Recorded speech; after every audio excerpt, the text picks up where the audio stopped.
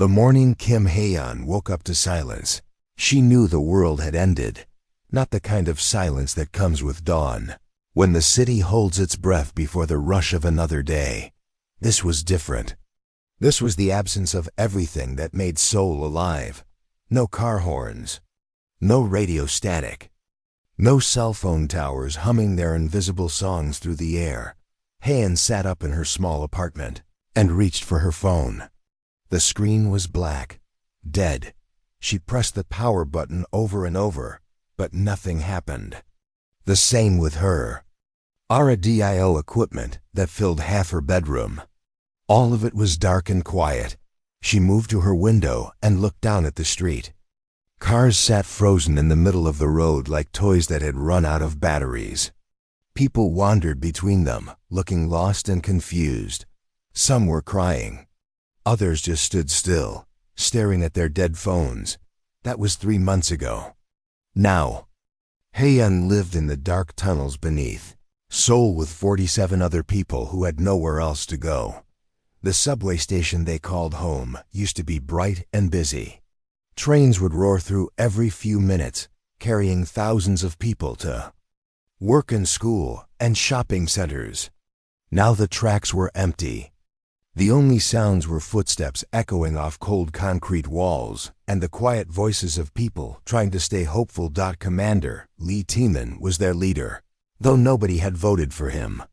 He was a soldier before the aliens came, and people naturally looked to him when they needed someone to make the hard choices. He was tall and serious, with scars on his hands from the first days after the invasion, when he had to fight for food and supplies. Taemin stood near the entrance to their tunnel, home, watching the stairs that led up to the ruined city above. He did this every day, keeping guard even though the aliens rarely came down here anymore. They had bigger things to worry about than a few dozen humans hiding underground. The aliens called themselves the Veil, though humans had learned this name from the few survivors who had seen their ships up close. They looked like shadows that had learned to walk, tall and thin with faces that seemed to shift and blur when you tried to look directly at them. Their ships were just as strange, floating through the sky like pieces of night that had broken free from the darkness. Dr. Park Suman sat at a makeshift desk made from old subway benches and broken concrete blocks. She had been working at the Korea Space Research Institute before the invasion, studying ways to communicate with the new lunar colonies. Now she spent her days trying to understand how the aliens had destroyed every piece of technology on Earth in a single moment. Her notebook was filled with drawings and equations written in pencil, since all the computers and tablets had died along with everything else. She looked up as Haeyeon approached, pushing a strand of gray hair from her eyes. "Any luck today?" Haeyeon asked, though she already knew the answer from Sumin's tired expression. "The same as yesterday," Sumin replied. "I can explain what they did, but I cannot figure out how to undo it. They used some kind of electromagnetic pulse, but it was more than that. They changed something fundamental about how electricity works near Earth." Haeyeon nodded and sat down beside her. She had asked the same question every day for 3 months. She was a radio engineer, and the silence hurt her more than hunger or cold or fear. Her whole life had been about connecting people, about sending voices across impossible distances. Now she could not even power a simple transistor radio. "Tell me again about the lunar colonies," Haeyeon said. Sumin set down her pencil and rubbed her tired eyes. "Before the invasion, we had about 8,000 people living and working on the moon. They were building mining operations and research stations. Most importantly, they had their own power systems and communication networks, so they might still be alive. If their systems were far enough from Earth when the pulse hit, yes, they could be up there right now, wondering why we stopped talking." To them, this thought kept Haeyeon awake at night. Somewhere above them, past the gray clouds and dead satellites, thousands of humans were living normal lives. They had electricity and computers and radios. They probably knew something terrible had happened to Earth, but they had no way to help because they could not hear through the silence.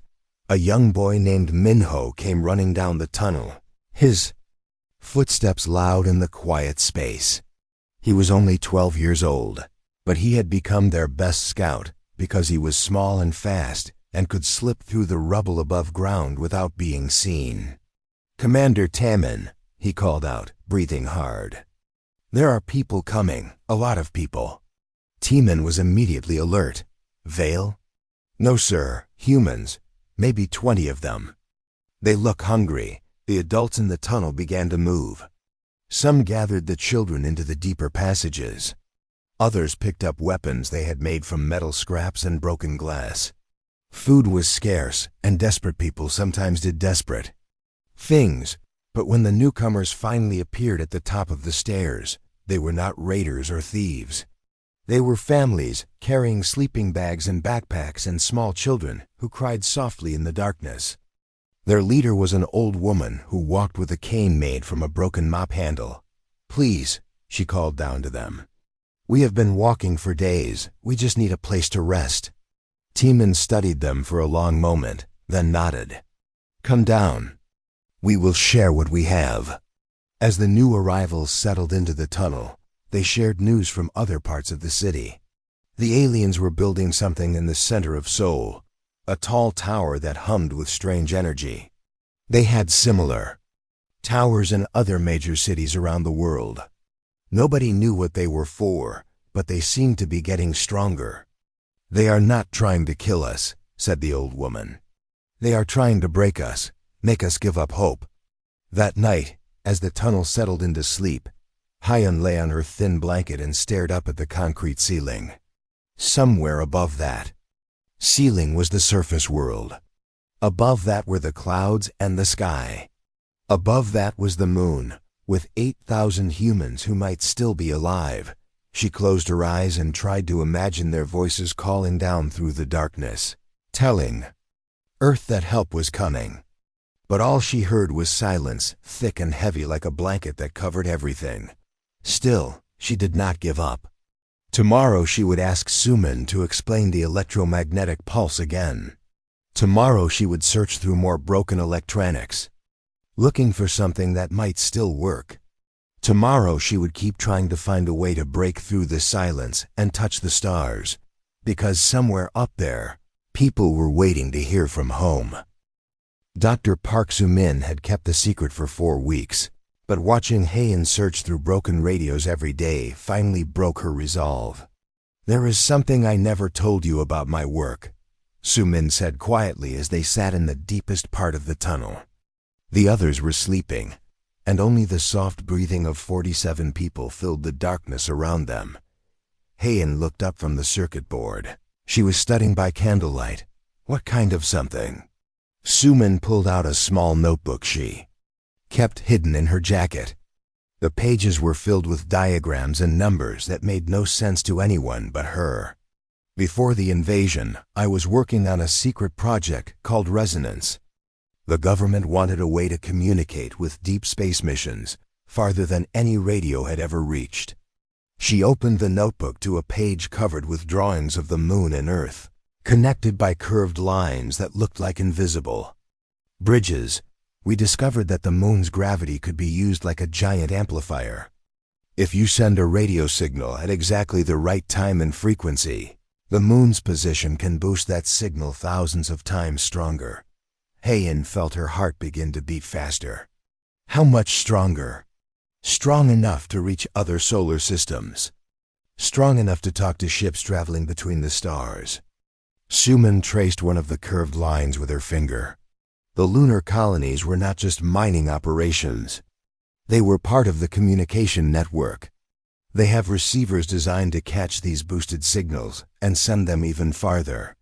So, if we could get a signal to the moon, the colonies could amplify it and send it anywhere in the galaxy. But there is a problem. Soo-min turned to another page filled with calculations. The power requirements are enormous. We would need at least 50 times more electricity than any radio station on Earth ever used. Heian stared at the notebook, her mind racing through possibilities. What about the emergency broadcast station? What emergency broadcast station? Heian had not told anyone about her discovery 2 days earlier. While exploring the abandoned tunnels beyond their camp, she had found something that made her heart skip. Hidden behind a locked door marked with radiation warnings was a small room filled with old broadcasting equipment. "Follow me," she whispered. They crept through the dark tunnels, past the sleeping families and around piles of rubble that had fallen from the ceiling. Heian led Sumin to a heavy metal door that looked like it had not been opened in years. She had managed to pick the lock using tools she made from wire and broken metal. Inside the room, emergency lighting still glowed dimly from battery packs that somehow survived the electromagnetic pulse. The walls were lined with radio equipment from the 1980s, built to survive nuclear war and keep broadcasting even after the world ended. This was Seoul's emergency broadcast center, Heian explained as they stepped into the cramped space. They built it to work even if everything else failed. The equipment is so old and simple that the alien pulse did not destroy it. Sumin examined the broadcasting equipment with growing excitement. This could work.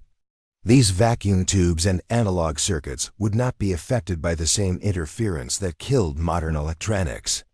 Heian pointed to a large transmitter in the corner. "I tested it yesterday. It still has power, but the signal is very weak. It might reach a few kilometers at most. But if we could modify it, boost the power somehow. Sumin was already sketching new diagrams in her notebook. We would need components from the surface. Transformers, amplifiers, anything that could handle high voltage. They spent the rest of the night planning. The broadcast equipment could be modified, but they would need parts from the ruined city above. That meant going to the surface during daylight, when the alien patrols were most active. The next morning, Heian explained their discovery to Commander Timin. His reaction was not what she had hoped. "It is too dangerous," he said firmly. "The aliens have been quiet for weeks, but they are still up there. If we go scavenging for radio parts, they will know we are trying to communicate. But we have to try," Heian argued. 8,000 people are waiting for word from Earth. They might think we are all dead." Timin was quiet for a long moment, staring at the tunnel entrance that led up to the destroyed city. Finally he sighed. "What exactly do you need?" Sumin had made a list of components they could salvage from Seoul's communication towers and radio stations. Most of the equipment would be damaged, but even broken transformers and amplifiers could be rebuilt with enough time and effort. "We will need at least 20 people," Timin said after studying the list.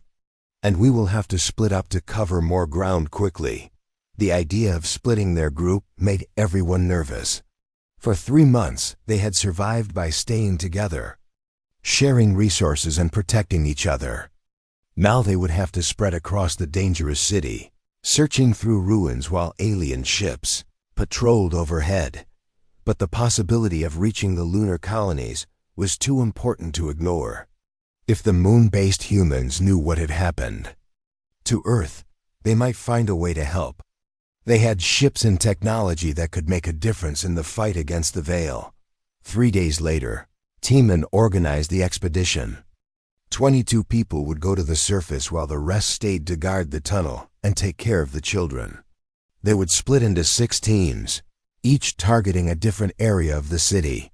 Heian insisted on joining the team that would search the ruins of KBS, Seoul's main broadcasting center. The building had been destroyed in the first day of the invasion, but its basement might still contain salvageable equipment. As they prepared to leave, old Mrs. Kim took Heian's hand. She was the grandmother of the group, the one who told stories to the children and kept everyone's spirits up during the darkest moments. "Bring back hope," she whispered. "That is more important than any machine." The teams left before dawn, climbing up from their underground sanctuary into a world that no longer looked like home. Seoul's streets were covered with the twisted remains of cars and buses. Buildings stood like broken teeth against the gray sky. Everything was covered in a thin layer of dust that made the air taste of metal and ash. But as they moved through the ruins, Heian felt something she had not experienced in months. Purpose. For the first time since the invasion, she was not just surviving. She was working toward something that could change everything. The race to gather components and build their impossible radio had begun. The modified transmitter filled the emergency broadcast room like a metal monster built from the bones of a dead city. For 2 weeks, Hyun had worked 18 hours each day, connecting salvaged transformers and amplifiers into a machine that looked like it belonged in a mad scientist's laboratory. Cables snaked across the floor, leading to car batteries they had pulled from abandoned vehicles. Circuit boards from old television sets were wired together with copper wire stripped from telephone cables. The whole contraption hummed and sparked whenever they tested it, filling the small room with the smell of hot metal and electricity. Dr. Suman sat at a desk covered with charts and calculations, tracking the moon's position through the sky above Seoul. 17 hours and 23 minutes, she announced without looking up from her work. That is when the moon will be in perfect alignment. Commander Teeman stood in the doorway, watching both women work. He had not slept properly since they began building the transmitter. Every few hours he would climb to the surface to check for alien patrols, expecting to find Veil ships converging on their position. The moment we start transmitting, they will know where we are, he said for the 100th time. We will have maybe 10 minutes before they reach this tunnel. The transmission window is only 17 minutes long, Hyun replied, adjusting a connection that was sparking more than usual. We have to hold them off until the signal reaches the moon. Young Minho appeared at Taemin's shoulder, his face serious despite his 12 years. Commander, the others want to know what message we should send. This had become the biggest argument among their group. Everyone agreed that reaching the lunar colonies was important, but nobody could agree on what to tell them. Some wanted to send military information about the Veil's technology and weaknesses. Others thought they should transmit scientific data. That might help the moon-based humans understand what had happened to Earth. Taemin had spent hours discussing strategy with the other adults. They had discovered that the alien towers being built in major cities were some kind of psychological weapon, designed to crush human hope rather than simply kill. The Veil wanted humanity to surrender without fighting. We should send coordinates, Taemin said firmly. Tell them where the survivors are located, what resources we have, how many people are still alive. Sumin shook her head. Scientific data is more important. If we can explain how their technology works, the lunar colonies might find a way to reverse the electromagnetic interference. But Heian had been thinking about this differently. She remembered Mrs. Kim's words, bring back hope. She thought about the children in their tunnel, and the thousands of other children hiding in basements and caves around the world. She thought about the families who had joined them, and all the other small groups of survivors who were probably asking themselves the same question. Is anyone else still alive? We tell them we are still here, she said quietly. Both Taemin and Sumin turned to look at her. We tell them that Earth has not given up, that people are still fighting and hoping and taking care of each other. We tell them about the children who were born after the invasion and the families who share their last food with strangers, and the way people sing together in the darkness to keep from being afraid. Taemin frowned. That will not help them plan a rescue mission. It will give them a reason to try. As the final hours approached, tension filled the tunnel like electricity before a storm. Everyone knew that some of them would probably die when the Veil forces arrived. They had weapons made from scrap metal and determination, but the aliens had technology that could bend gravity and make solid matter disappear. Families said goodbye to each other. Just in case, parents hugged their children extra tight. The Elderly shared stories about their lives before the invasion. Wanting to be remembered, Mrs. Kim approached Haeyeon as she made final adjustments to the transmitter. "Are you ready, dear?" Haeyeon looked at the machine she had built from the remains of human civilization. It was ugly and dangerous and probably would not work. But it represented something the aliens could not understand, the refusal to accept. "Defeat, I think so." "Good. Remember that your voice will carry all of our voices with it. When you speak to the moon, you speak for everyone who is still breathing on this planet." The final countdown began with Sumin calling out the time. 1 hour until optimal alignment. Taemin positioned his fighters at the tunnel entrances, preparing for the battle that would come as soon as they started broadcasting. Everyone else gathered in the deeper passages, ready to run if the defenses were overrun. 30 minutes. Haeyeon sat before the microphone they had connected to the transmitter. Her hands were shaking, but not from fear. She was thinking about 8,000 people on the moon who might be listening to empty space, wondering if their home planet was silent forever. 10 minutes. The transmitter's power indicators showed green lights across all systems. The machine was drawing electricity from dozens of car batteries, turning the stored energy into radio waves that would leap across the void between worlds. 1 minute. Sumin gave Haeyeon a nod. The moon was in perfect position, its gravity field aligned to catch their signal and boost it beyond anything Earth-based radio had ever achieved. Now, Haeyeon pressed the transmission button and began to speak. "This is Earth calling the lunar colonies. This is Earth calling the moon. My name is Kim Haeyeon, and I am broadcasting from Seoul. We are still here. We are still alive." Above them, alarms began to sound as Veil ships detected the transmission and turned toward their location.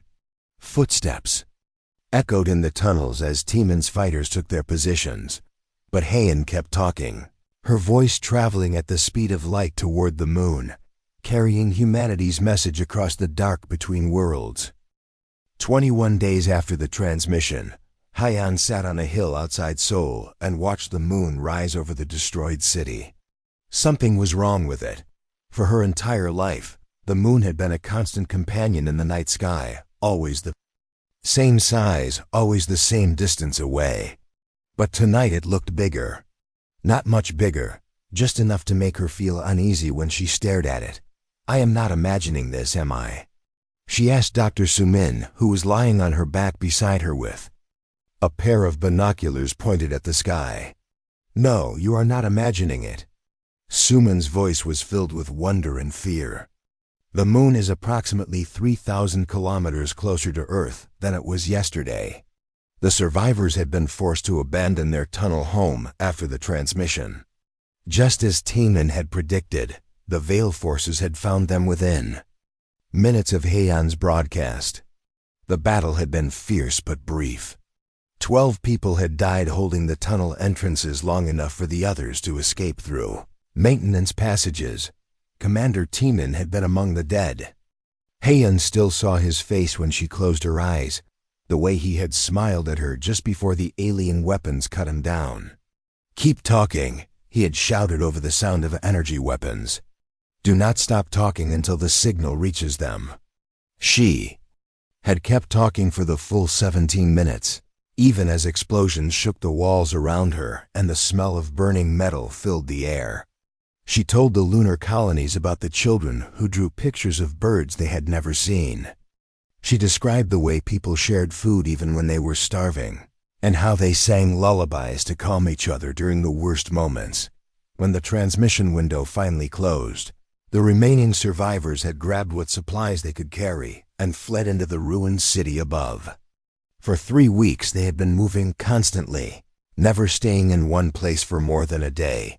Now their group was down to 19 people, including 5 children who were too young to understand why they could never go home. They had been living in abandoned buildings and subway tunnels, always listening for the sound of Veil aircraft overhead. But something had changed in the past few days. The alien patrols were acting strangely, their ships wobbling through the sky like they were having trouble staying level. Some had even crashed, leaving twisted metal scattered across the city streets. Young Minho came running up the hill toward them, his eyes wide with excitement. "Heian, Sumin, you need to hear this." He was carrying a small radio they had built from salvaged parts. It was crude compared to their destroyed transmitter, but it could pick up local broadcasts. For weeks, it had played nothing but static and the occasional transmission from other survivor groups, but now it was playing something impossible: music. Double quotes ... "And this is Luna Base calling all Earth stations," a voice said through the crackling static. "We have received your transmission, and we are coming home." Repeat, "This is Luna Base. We heard you, Earth. We are coming home." Heian grabbed the radio with shaking hands. They got the message. They actually got it. The voice continued, "To Kim Heian in Seoul, and to all survivors listening. Your transmission has been received and amplified to human colonies throughout the solar system. Mars Base, Titan Station, and the asteroid mining crews all send their love and their promise to help. Earth will not stand alone." Sumin was studying the moon through her binoculars again. "Look at the surface. Do you see those bright spots near the lunar South Pole?" Heian took the binoculars and focused on the moon's cratered surface. There were indeed bright flashes of light, like tiny stars blinking on and off in a pattern. "What is that?" "Controlled explosions. They are using mining charges to alter the moon's orbit." Sumin's voice was full of admiration and terror. "Project Gravitational Dawn. I wrote the theoretical papers, but I never thought anyone would be crazy enough to actually try it." Over the following days, the survivors watched in amazement as the moon continued its slow journey toward Earth. Each night it appeared larger in the sky, and each day brought new signs that the Veil's technology was failing. Their aircraft crashed more frequently. The electromagnetic interference that had silenced Earth's electronics began to weaken in some areas. Most importantly, isolated groups of survivors started making contact with each other as communication systems came back online. Heian's recorded voice, broadcast from the lunar colonies, became a rallying cry that spread from group to group. Survivor communities from Tokyo to London reported hearing the Seoul transmission, retransmitted and amplified by the moon-based relay stations. "We are still here. We are still alive," became the code phrase that human resistance groups used to identify each other. But the changing moon brought new dangers.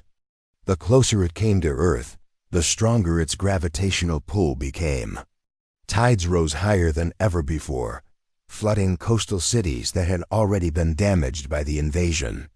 Some survivors who had been hiding near the ocean were forced to move inland. The Veil forces seemed to understand what was happening. Their ships began concentrating near the major alien towers, as if preparing for some kind of final assault. The towers themselves were glowing brighter, pulsing with energy that made the air itself feel heavy and wrong. Dr. Sumin had been studying the towers through her binoculars, trying to understand their purpose. "They are not just psychological weapons," she announced one evening as they huddled around a small fire in an abandoned warehouse. "They are gravitational anchors." "What does that mean?" asked Mrs. Kim, who had somehow survived the tunnel battle and was still telling stories to the children every night. "The aliens have been using them to stabilize their technology. Their ships and weapons require very precise gravitational conditions to function properly. But now that the moon is closer, everything is out of balance." Young Minho was monitoring their radio, listening to broadcasts from survivor groups around the world. "I am getting reports from everywhere," he said excitedly. "Berlin, Cairo, Mexico City. People are fighting back. The alien ships are crashing all over the planet." Heian looked up at the moon, now visibly larger than it had been just a week earlier. Somewhere up there, 8,000 humans were risking everything to save their home world. They were literally moving mountains, changing the orbit of Earth's only natural satellite to create the conditions needed for humanity to fight back. But she also knew this could not continue forever. The moon was already causing problems with tides and weather patterns. If it came much closer, the gravitational stress might tear both worlds apart. How long do we have? She asked Su-min. The scientist was quiet for a long moment, running calculations in her head. At the current rate of approach, the moon will reach minimum safe distance in approximately 4 days.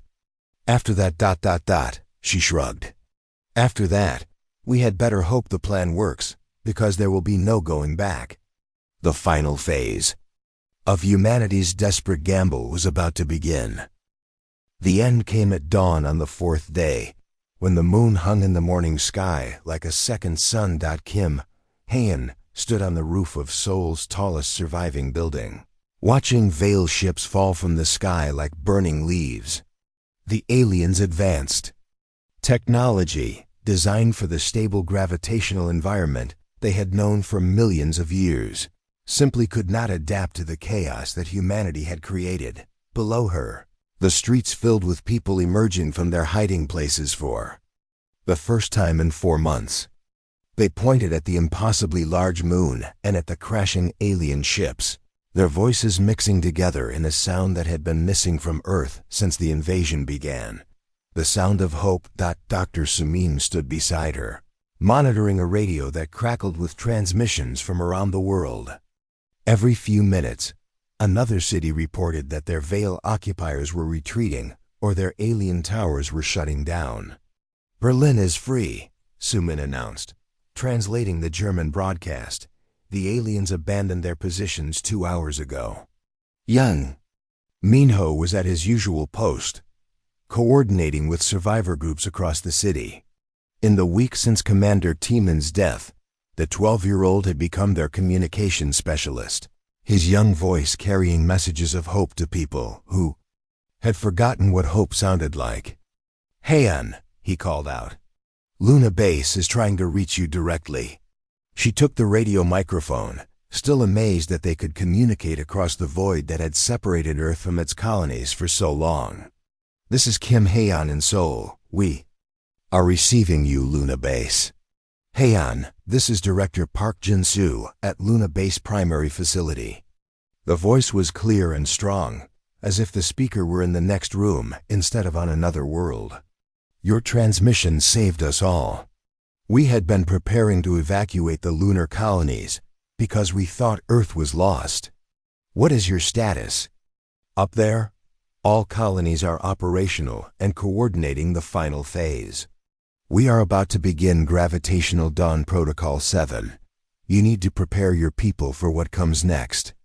Su-min grabbed the microphone. "Jin-soo, this is Park Su-min. How close are you planning to bring the moon?" "Su-min, I thought you were dead." The director's voice carried relief and sadness. "We have calculated the minimum approach distance needed to completely disrupt Veil technology. 300 kilometers closer than current position." Su-min went pale. "Jin-soo, that will cause massive tidal disruption. Earthquakes, flooding, atmospheric disturbance. We know. But the Veil have started building something new. Our long-range sensors show a massive ship approaching from the outer solar system. If we do not finish this now, they will bring reinforcements that we cannot handle." Hae-in looked up at the moon, already so large that she could see individual craters and mountain ranges with her naked eyes. The idea of it coming even closer was terrifying, but the alternative was worse. How long do we have to prepare? 6 hours. We are going to use every mining charge, every piece of industrial equipment we have. This will be the largest controlled explosion in human history. The next 6 hours were chaos as survivors across Seoul tried to find the safest possible locations. Hae-in's group chose the subway tunnels where they had lived for so long, hoping that being underground would protect them from whatever was about to happen. Mrs. Kim gathered the children around her and began telling them a story about brave people who moved the moon to save their planet. The children listened with wide eyes, not fully understanding that they were living through the very story she was telling. As the moment approached, Heian found herself thinking about all the people who had died to make this possible. Commander Timin, who had given his life to protect her transmission. The miners on the moon who were about to sacrifice their entire industrial infrastructure. The thousands of survivors around the world who had fought and hoped and refused to surrender even when everything seemed lost. Attention all Earth stations. Came the broadcast from Luna Base. Gravitational Dawn Protocol 7 begins in 60 seconds. Take shelter immediately. Heian closed her eyes and felt the ground beneath her feet begin to tremble. Far above, the moon was preparing to make its final approach, pulled by carefully timed explosions that would either save Earth or destroy it. 10 seconds, announced the voice from space. Then the world changed. The explosion that lit up the lunar surface was visible even through the concrete ceiling of their tunnel shelter. The ground shook so violently that people were thrown from their feet. Car alarms that had been silent for months suddenly began wailing as their electronics flickered back to life. But the most dramatic change was in the sky above Seoul. Every Veil ship that had been struggling to maintain altitude suddenly plummeted toward the ground. The alien towers that had dominated the city skyline for months cracked and collapsed, their strange energy finally failing completely. For 30 minutes, the Earth shook and groaned as gravitational forces pulled at the planet in ways that had never happened before. Then, gradually the trembling stopped. Heian was the first to venture outside their shelter. The world looked different in ways she could not immediately explain. The air felt lighter. Colors seemed brighter. And in the sky above, the moon was slowly beginning to move away from Earth, returning to its proper distance as the lunar colonies used their remaining resources to stabilize its orbit. Her radio crackled to life with transmissions from around the world. Tokyo was free. London was free. New York, Cairo, Sydney, Moscow, everywhere. The same message was being broadcast. The aliens were gone. But the most important transmission came from Luna Base, where director Park Jin-soo's voice carried news that made Heian's heart soar. Earth, this is the moon. We are reading massive energy signatures throughout the solar system. The Mars colonies are launching rescue ships. The asteroid mining fleets are coming home. And we are detecting response signals from human settlements as far away as Alpha Centauri. What does that mean? Minho asked.